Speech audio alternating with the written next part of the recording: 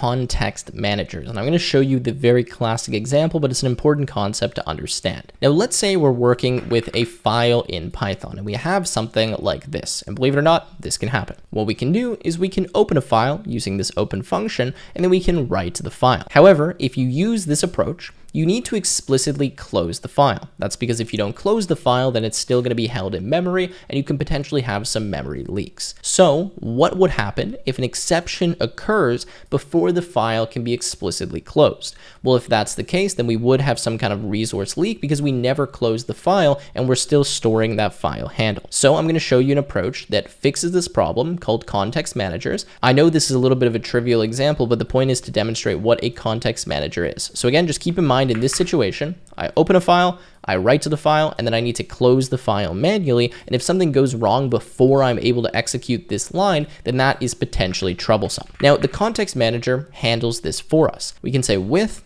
open as F. Now what happens is this context manager manages the context of this resource and automatically cleans it up as soon as we exit the context manager. Context manager, as it kind of describes, is handling what happens with a particular resource, and you'll see this very commonly if you're using things like databases or opening, again, files. So we open this file, and then what happens is in the background, based on how this is written, it will automatically perform any cleanup operations for us as soon as we exit this indented block. What that means is that even if we have an exception within this with block here or anywhere else in our program, it will automatically handle closing the file for us, so we don't need to worry about it, and it's just really the best practice.